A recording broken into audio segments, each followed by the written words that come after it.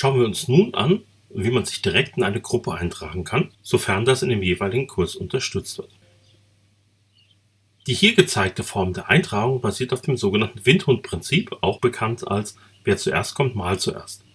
Das heißt, wer sehr früh teilnimmt, hat noch die volle Auswahl. Wer später dazu kommt, kann nur noch die Gruppen wählen, in denen noch Platz ist. Diese Form der direkten Gruppenwahl ist damit zwar sehr einfach, benachteiligt aber alle, die, egal aus welchem Grund, erst später davon erfahren oder erst später dazu kommen. Außerdem kann man sich nur sehr bedingt mit seinen Freunden zusammen anmelden. Man kann nur nach den eigenen Freunden schauen und hoffen, dass in der Gruppe, in denen diese sich eingetragen haben, noch Platz ist. Oder, falls man sich als Erster unter einer Gruppe von Freundinnen angemeldet hat, muss man hoffen, dass sich diese richtig eintragen und für sie zu dem Zeitpunkt auch noch genug Platz in der Gruppe ist. Oft wird daher eine andere Form der Anmeldung genutzt. Wir betrachten nun aber zuerst die direkte Eintragung. Dazu suchen wir die Aktivität mit der roten und grünen stilisierten Person und klicken sie dann an. Hier sehen wir alle zur Verfügung stehenden Gruppen. Das sind in diesem Fall 6 Gruppen. Optional kann auch die Beschreibung zu den Gruppen mit eingeblendet werden, indem man auf den Button Beschreibung anzeigen klickt. In diesem Fall hat der Veranstalter als Beschreibung der Gruppen angegeben, wer der oder die jeweilige Tutorin der Gruppe ist. Das kann bei der Auswahl helfen, um Sachen eindeutiger zu machen, da viele Studierende sich insbesondere in den frühen Semestern eher den Namen der oder des Tutorin merken als die Raumangabe. Also ob ich in S10310 oder S10311 bin, habe ich nicht so leicht im Kopf wie es war bei Karl oder Sebastian. Ich verstecke die Beschreibung jetzt hier erstmal wieder, damit es etwas übersichtlicher wird.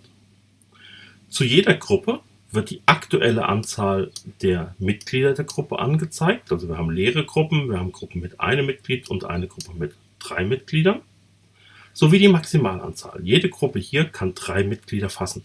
Normalerweise sind die Gruppen viel, viel größer. Die 3 ist hier gewählt, damit es in diesem Beispielkurs mit sehr überschaubarer Anzahl Personen im Kurs tatsächlich sinnvoll nutzbar ist. Eine Gruppe hier ist bereits voll. Das wird angezeigt, indem hier einerseits steht 3 von 3 und extra noch der Eintrag voll hinzugesetzt wird, kursiv. Außerdem, wenn Sie genau hinschauen, sehen Sie, dass der Radio-Button hier vorne ausgegraut ist und hier auch entsprechend ein gesperrt Symbol anzeigt, im Gegensatz zu den anderen Radio-Buttons. Über Gruppenmitglieder anzeigen kann man auch die Namen der Gruppenmitglieder sehen, damit man nicht aus Versehen eine falsche Gruppe wählt. Hier ist zu beachten, dass die Anzeige erfolgt über die Form Nachname, Vorname, damit man die richtige Person potenziell schneller findet, denn es ist ja zu erwarten, dass manche Vornamen wie Andreas beispielsweise halbwegs häufig in den Kursen vorkommen, während Nachnamen normalerweise nicht so viele Doppelungen haben. Hier ist meine Freundin Test D. In diese Gruppe möchte ich mich eintragen. Ich wähle also die entsprechend passende Gruppe, klicke hier vorne, um sie zu markieren und klicke auf Meine Wahl speichern. Falls ich mir nicht zu viel Zeit gelassen habe zwischen dem Öffnen der Seite, dem Wählen und dem Speichern, bin ich nun in diese Gruppe eingetragen. Wenn zu viele Personen gleichzeitig das machen, kann es sein, dass andere schneller gespeichert haben und zum Zeitpunkt des Speicherns die Gruppe schon voll ist, dann sagt Moodle mir entsprechend, das geht leider nicht, die Gruppe ist bereits voll. Die Gruppenwahl zeigt mir jetzt oben an, dass die Wahl gespeichert wurde und zeigt mir an, welche Gruppe ich konkret gewählt habe. Das steht hier oben und es ist hier über die Markierung ebenfalls angezeigt. Falls die Veranstalterinnen des Kurses es so konfiguriert haben, kann ich auch meine Wahl noch entfernen und später einer anderen Gruppe beitreten.